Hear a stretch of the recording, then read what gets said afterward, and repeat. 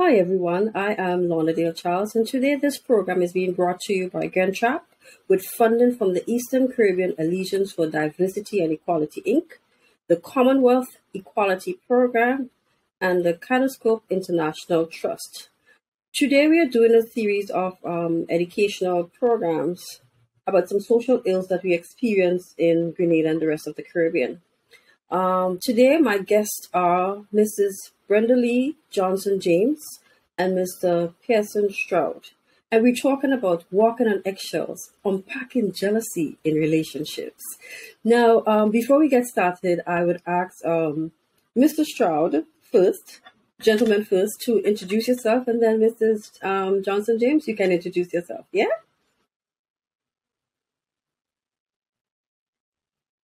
Also welcome me into the new normal. I don't know, gentlemen will go first. Equity. We believe in equity. Equality doesn't exist, so we believe in equity. I hear you. Thank you so much for having me. My name is Pearson Stroude. I'm a trained counselor. I hold a first degree in behavioral science. I hold a master's degree in counseling psychology. I've been practicing counseling for close to maybe 17 or more years. And I am very passionate about working with people. I believe in human development. I believe in people and their ability to change. I really do believe that if we see the need to change, that we can if we're willing to. So that's why I still work in the area that I work. Yeah. So that's me. You're welcome. Mrs. Johnson-James. Hello, Brenada-Lee. Hello, Mr. Stroude. Again, I am Nicole Brenada-Lee Johnson-James. I am a licensed clinical and community psychologist. I work at a school, high school, as a guidance counselor. Next month actually would be my 16th year. I believe that, we're all becoming, so we have to be patient with ourselves and we have to be patient with each other. Absolutely. So as we're talking about jealousy, I want us to kick off by first defining jealousy. Mrs. Johnson-James, I suggest you go first this time. Jealousy, that word, that thing that, well, not a thing, but it's a complex feeling, right? That could range anywhere from suspicion to rage to humiliation. It's a feeling that we have. It's when it's managed and when it's healthy, we could refer to it as a healthy emotion, just as any other emotion that every human being feels or experiences, right? And anybody experiences jealousy. Could be a child, a man, a woman, an adult. Any sexual orientation, any religious beliefs, but it's a complex feeling. All right. Mr. Stroude.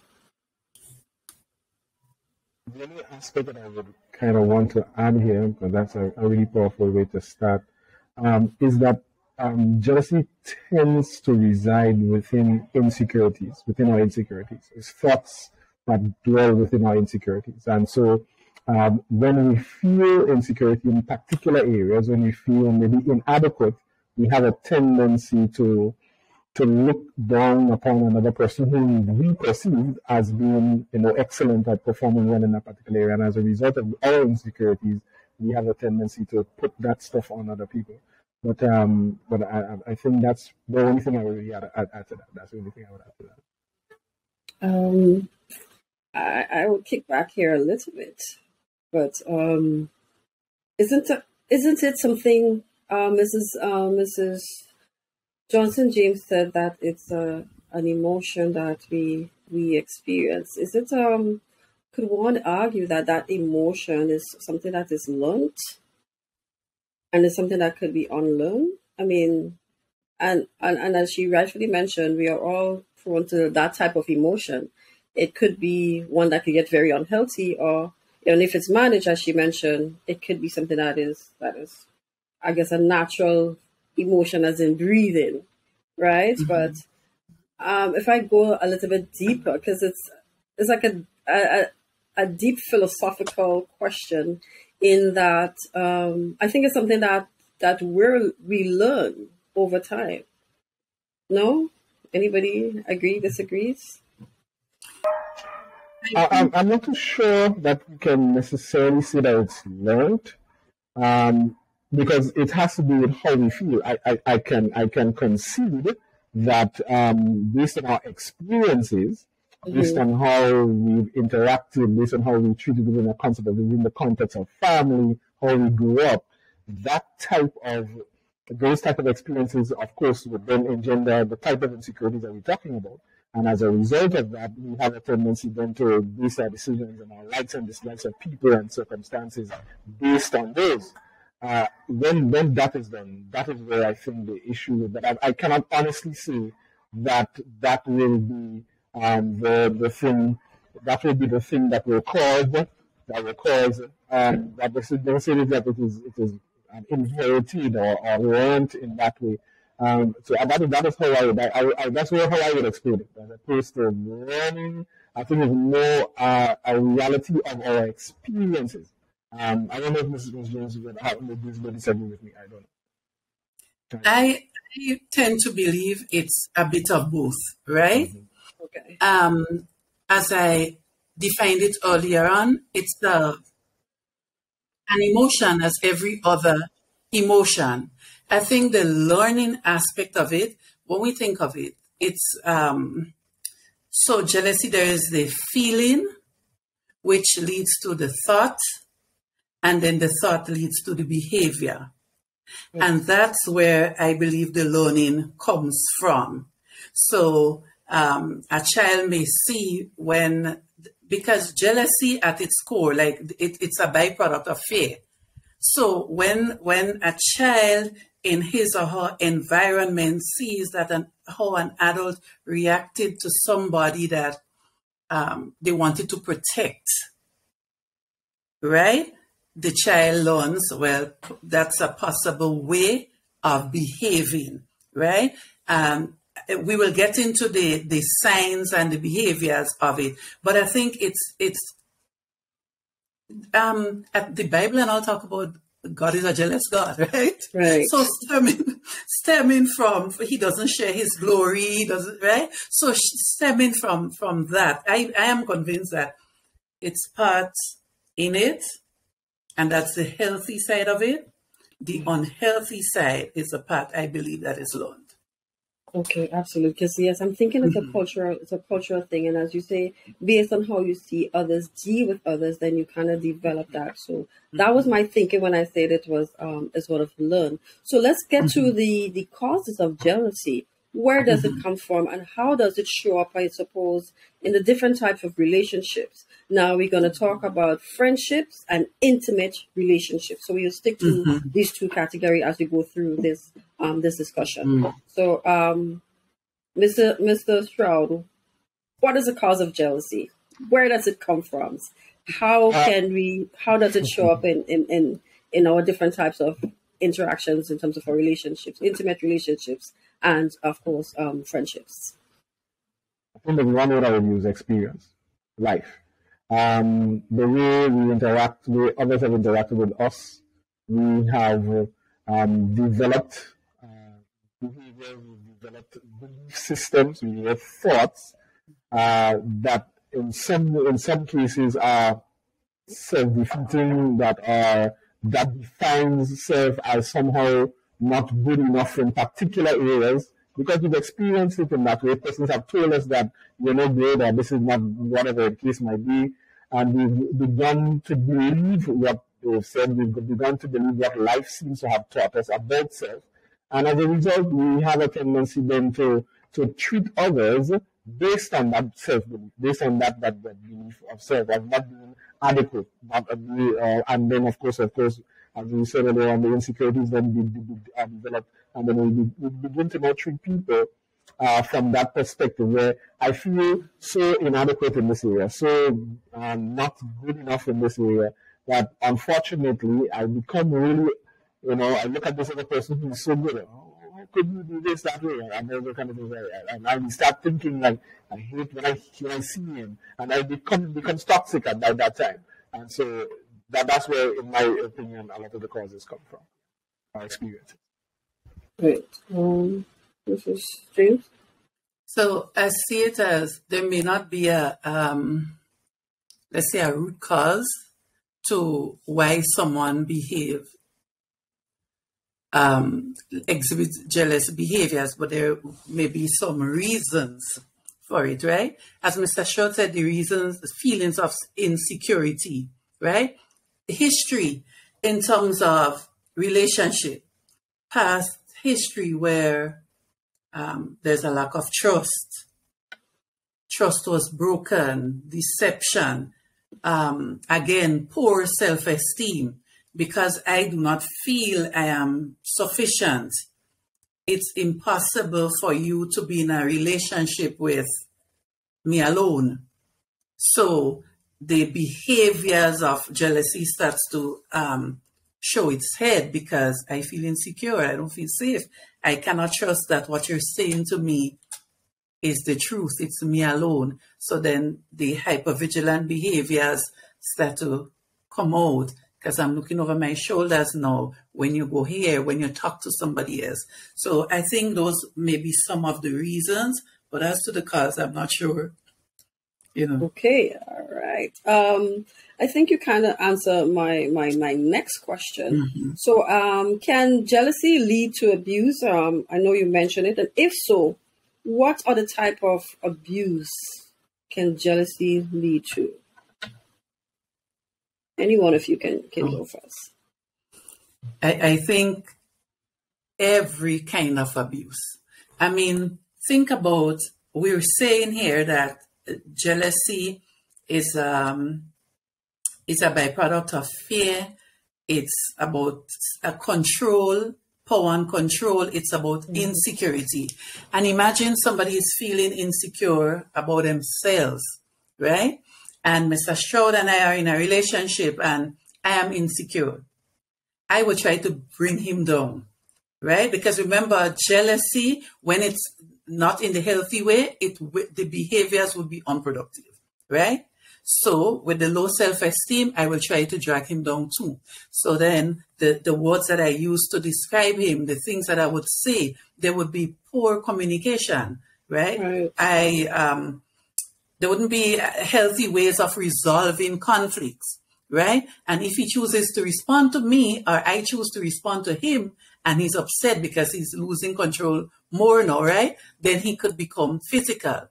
Then, of course, because of the hypervigilance and the isolation that is part of the jealousy behavior, that could prevent me from interacting with family members, interacting with friends. It's a form of emotional abuse.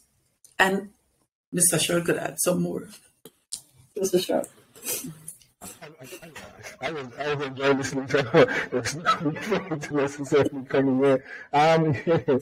No, I mean, that is pretty much, that is fundamentally where the issue comes. So, I mean, abuse, there are any form of abuse that one can think about can be a byproduct of that particular mindset. I think the issue here is that one has to, and it goes back to the fact that it is just it's a human thing. I mean, a human thing. When we look at some of our realities, we all have whatever deficiencies in different aspects of our life. And so when you see somebody necessarily doing really good, you will say, I wish. That's natural. That's okay, because it's okay to be bad, but good. The issue comes when you start to now take that and you begin to resent that person. You begin to want to no longer see that person around you and those type of things. And then, of course, unfortunately, because when we deal with abuse, we also deal with the power dynamic. And some of us are in positions of power, whether it's relationships or otherwise. We then take advantage of that power and then we treat those persons in negative ways based on our jealousy. So, that's the only thing I would really add there. You're on a good roll there. You don't have to call me there. You're good there. Because I was just going to ask about the power dynamics in terms of possessiveness. Where does that all fit in the context of jealousy? What I'm also seeing playing out here is some aspect of narcissism. No? It can. And of course, narcissistic behavior has some elements to it that you have to be.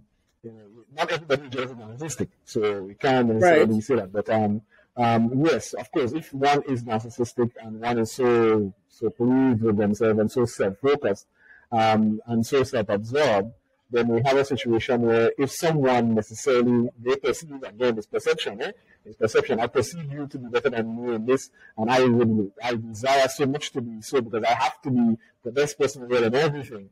Yes, that could then, of course, because if it becomes so personal to me, then I may very well want to hurt, abuse, even different types of abuse. Whereas I neglect you within a relationship, whether it's I withdraw, I don't talk to you, I try to make you, suffer, I withhold things from you that otherwise is expected and known to be part of a relationship, and we do those kinds of things to each other, unfortunately, as human beings.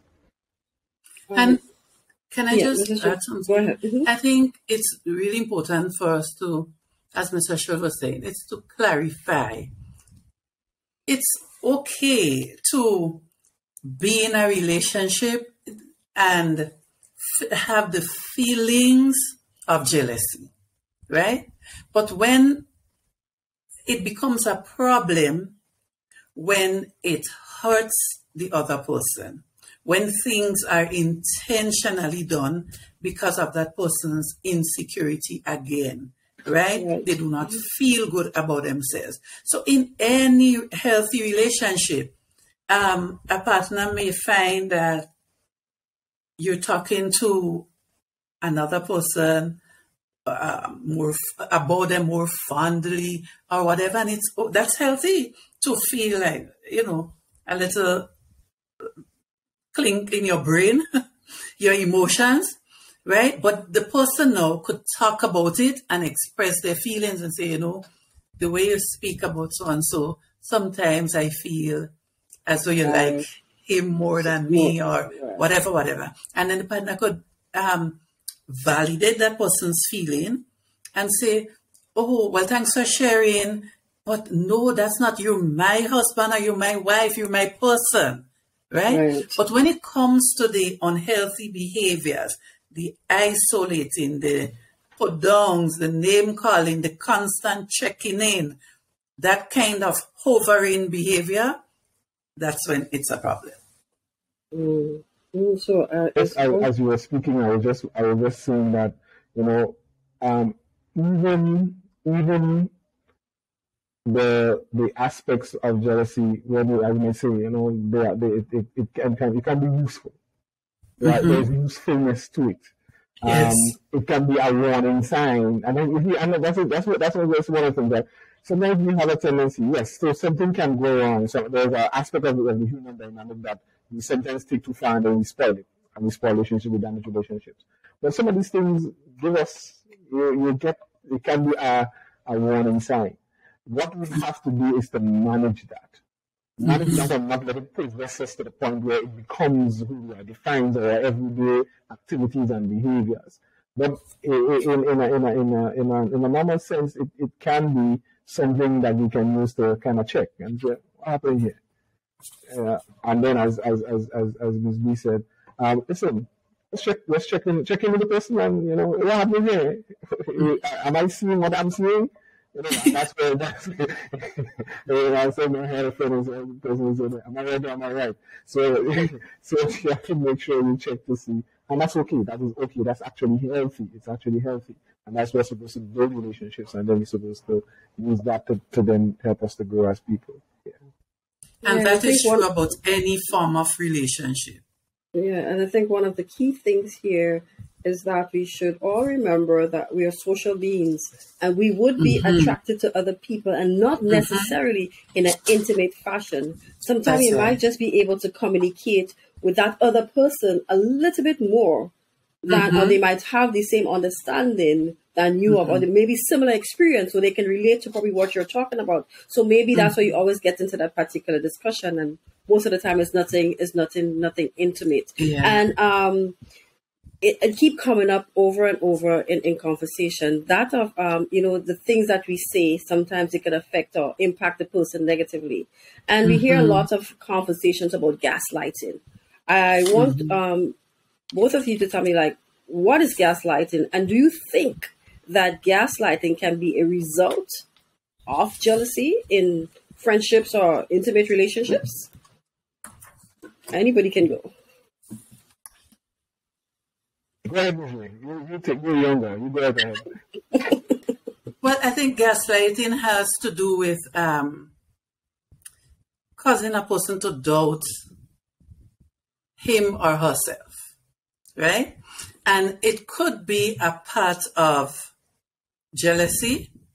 So because I'm trying to isolate you, and because I want you for myself, and I don't want you to socialize with whomever, right? I can gaslight you. Something happens. So Mr. Stroude and I were just having a simple conversation as co-workers, right? While I'm waiting for you to pick me up, or whatever the example could be. And the gaslighter would make statements like, but I saw how you were looking at him, right? Or if they heard a word and that person would try to convince the person that what they're saying to them that they saw or they heard is true, causing the individual now to question themselves. And sometimes it's like a self-fulfilling prophecy. They eventually believe what the person is saying to them, but it's as a result of the unhealthy behavior, The only other part of the self-fulfilling prophecy aspect that I would add on here is that sometimes that type of behavior drives the other person to, okay, so that's where you're fine, okay, right, I'll give you what you asked for. And that is where you're asking, but that's what human beings do. But yeah, it's okay, so all right, so okay, we're fine, that's happening. So you're already convincing me, like, I didn't even know that this was really happening to me. Maybe I should explore this. Is this a possibility? So that's and then it doesn't have to be done in an aggressive way. No. Some gaslighters are, even as a jealous person, sometimes somebody may feel, and that's a tricky thing with jealousy and gaslighting. A person who is skilled at doing this could be so calm at doing it. And the way you're told, when you get home, I want to know that you're safe, So when you get home, call me. Or you're out with your friends, I miss you, you're out there so long. So it's almost non-threatening, and it's something that could be received as love, and, oh God, he really cares about me, or she has, she's interested in my well-being. And so it could be happening to some people, and they may not even recognize it. And then there is the aggressive form, where it's more recognizable, but is as difficult to get out of. Right, and I know you mentioned it earlier. Sometimes the constant checking in. You're out with your girlfriends, but your phone keep going off, and you didn't check, you didn't call me when you reached there. You're accustomed calling when you reach there. What happened? Oh, you're busy now, so you don't have no time for me. So I see where this is going. Okay, so I suppose I need to pay attention to that as well. just kidding. So how can we reduce those type of behavior? I know we mentioned open and honest communication before. What steps can we use to navigate those type of emotions, or even like it's sort of a defense mechanism as well, because we use it to defend certain actions or inactions of our friends or our partners. What steps can we use to manage those type of manage that type of emotion?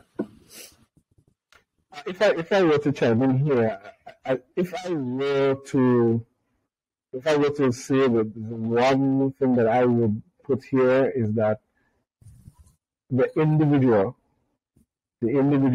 has to get to the place where they recognize that this particular feeling is becoming toxic. You see, it's one thing for me to tell somebody that, or it's another thing for the person to recognize. So maybe it's because I'm telling you and you'll begin to start checking yourself. But that person still has to get to the place where they recognize that this thing is not healthy. The way I'm behaving cannot be healthy.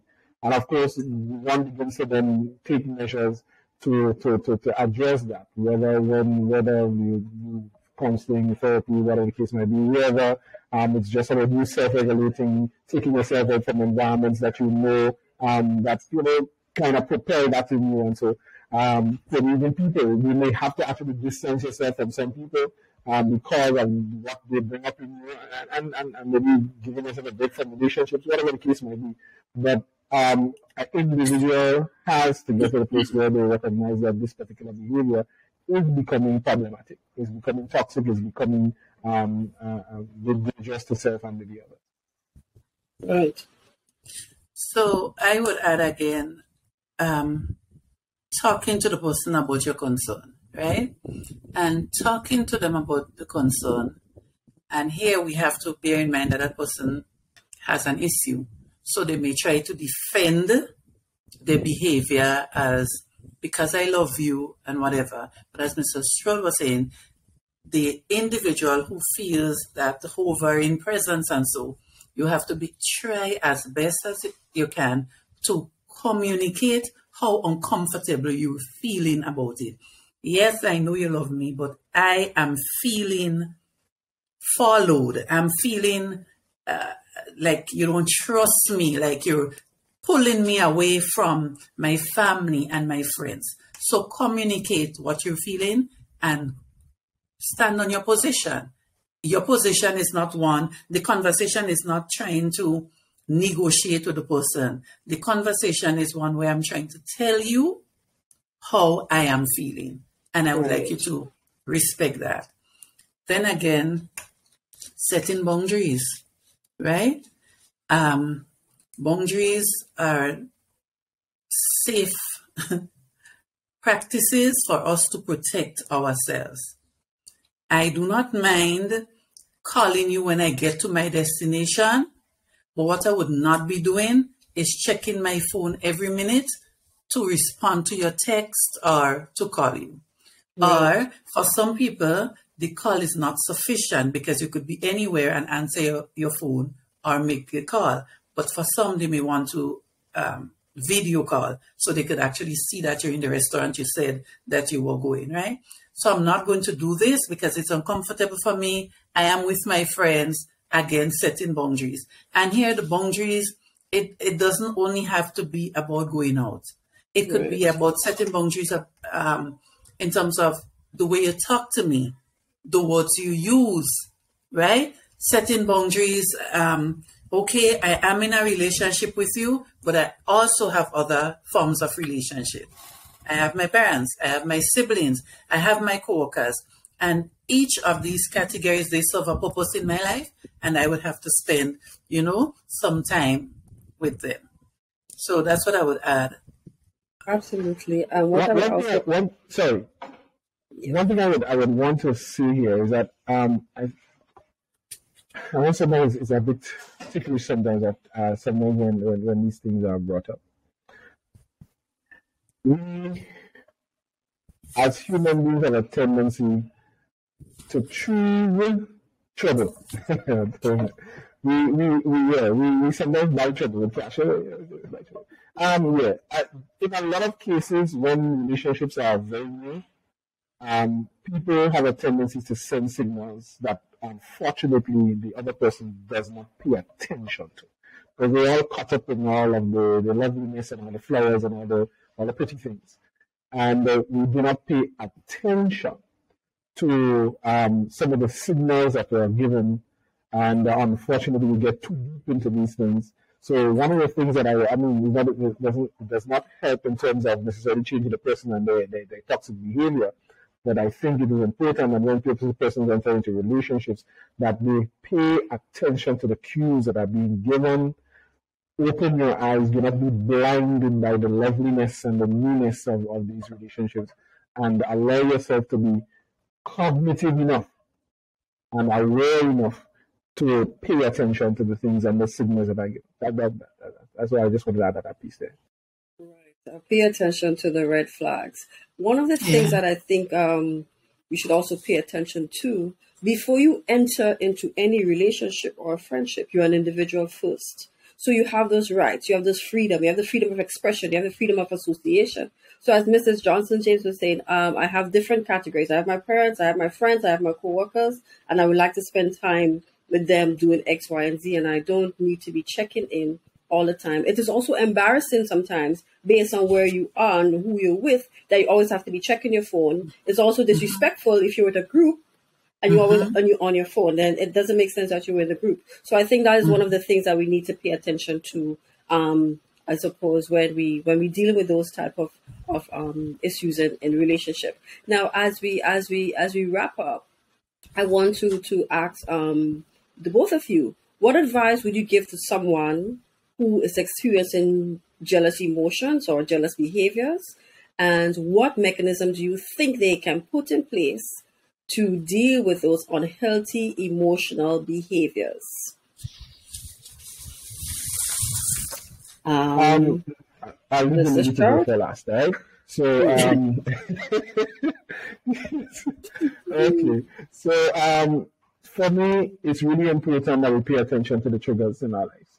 Whether it's anger, whether triggers. There are sometimes people are triggers, sometimes situations are triggers, but because we specifically speak to jealousy and so, we need to pay attention to the triggers. The things that are in our life that seem to lend us to that type of feeling, that raises up our insecurities in us. Pay attention to them. Note when you are around situations and people who cause you to feel jealous. Can you call that because they don't really cause you to be jealous, in all honesty, you are the one who is having that feeling, that's your feeling. Their behavior is totally independent of you. And you are, unfortunately, because of your stuff, you're seeing them in that way. You have those feelings toward them. So pay attention to those triggers. Pay attention to the things, the people that raises that their behavior or those things raise that up in you. And you need to remember that you have to take the responsibility for change in behavior. Even if you're going in front of a counselor, you're going in front of a therapist, a clinician, that work still has to be done by you. That therapist is going to facilitate that change through guiding you through whether it's activities or you doing talk to whatever methodology is used. But the reality is you still have to take some decisions. You still have to, and I want to borrow something from Ms. Johnson-James about boundaries. So while a person's relationship must set boundaries to let persons know, oh, this is as far as we go with this. This is as far and no more. We also, as individuals, we set boundaries for ourselves and say, oh, when this is becoming like that, then I need to step back. I need to check myself and say, no, this is becoming maladaptive. And so those are the two that I really rely on to identify the triggers, pay attention, be aware of them, and do our best to see how we could put the set of boundaries around ourselves. Because we sometimes are very good at setting boundaries for people that we forget that the person we need to regulate the most is self. Yeah. And this is where I was going to start, right? I think in terms of behavioral problems, issues, it starts with me. First, the acknowledgement that I have a problem, because we could sit here and talk until whenever. And if the individual does not see the situation as, they could describe it as this person is jealous and is a toxic level of jealousy, they don't see anything to work on, right? So it begins with me. Some people feel like they must have somebody in their life to be okay, to be validated, to whatever it is. So regardless of what that person is bringing to the table, they accepting it because they just need to be in a relationship, right? So self-acceptance is a superpower. There's so many things that we will not experience if we work on ourselves. I say to people all the time, I am the biggest project and the most expensive project I could ever work on. Absolutely. Right? Absolutely. So if we try to ask ourselves this, what is it that I need, or what is it that I lack, that I need to be in a kind of relationship like that? And we start taking responsibility, as Mr. Stroude says, less of us would be going through these things because we'll be able to identify the toxic behavior before. And because we place so much value on ourselves, we know that we deserve more than that, right? Jealousy is a feeling. It's not a call for action. It's just a feeling. And we know what we focus on grows. So if I do not focus on that kind of behavior, and my focus more is to improve myself, to become healthier, to deal with my lacks, because jealousy is about insecurities and lacks. And if I focus more on healing from these traumas and the things that happen to me, the less tendency and the likelihood of me practicing that kind of behavior on another person. And again, we have to accept relationships that there's hardly any certainty in life, if there is any at all, right? And so things may not work out, or we may have a friend that we like more, or the relationship may start, and then I realize this is not what I wanted. Right. And it's okay for me to leave it and not be threatened. If I can't have you, nobody else will have you, and things are different. Yeah, I think that's the that just triggered something for me, especially men. I speak to men specifically here. We have a tendency to attach our identity to our relationship. That's something we have to be very careful. Yeah. And so if the relationship doesn't work somehow, I'm not good enough and those kind of things, that I'm not having, I'm not who I need to be, and all of those kind of things. We have to be very careful as men that we become men more than we are males. Oh gosh, anyway, yeah, we have to be a man, and because we are not males, but we have to be a man, and in my opinion, being a man has to come before we even begin to talk about relationships in a serious way. And so it is important that we have a self-identity that is rooted in who we are as people, and not identify ourselves based on who we are with and whatever the case may be. And so we have to be very careful, very, very careful as men that we don't do that, because unfortunately that's why you hear men say, well, she can't be with me, and she can't be with nobody else.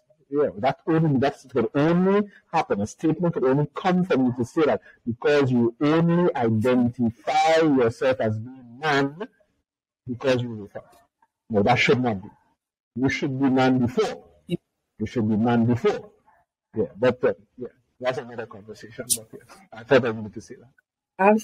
Absolutely. Yeah, and she's not property, so you can't own her. And right? that's where I think exactly. And another thing, yeah, and we say that all the time. And that's where I guess the possessiveness comes in. This is my husband, this is my wife, or this is my man, this is my woman. We are not things. We are not property. And as I mentioned before, we are individuals, and we have that freedom and right. Of course, when you go into the relationship, and Mrs. James Johnson said it well, you set boundaries. So when you're going into a relationship and you're dating someone, that's the time you need to set the boundaries. And Mr. Stroude, you said, look out for those red flags. So in setting those boundaries, you see those red flags, and then you know, hey, I probably could work with that. We could tweak it. It doesn't bother me so much. But if you find it's really not something that you would tolerate in the relationship, then that is one of the red flags that you know not to go into that type of relationship at all. But and even so for friendship, because you have sometimes you have a group of 5 or 6, but 2 other persons in that group of 5 or 6 might just be a little bit closer. Maybe because they live in the same community or they go to the same church, so they might be talking a little bit more than they might be talking with the others in the group, and then you see those little patterns playing out. So you have to set boundaries, and I guess as Mrs. Johnson-James rightfully said, set boundaries, pay attention to the red flags, have open dialogue, open communication, and then we would be able to avoid some of the problems that we experience in our relationships and our friendships. So I think that is where we would wrap up today. Walking on eggshells, unpacking jealousy in relationships. Thank you guys so much. And GrenCHAP would have another series of these type of discussion, discussing some of the social ills that we're experiencing in Grenada. So thank you guys so much. Maybe I'll see you again soon. Yeah? Certainly.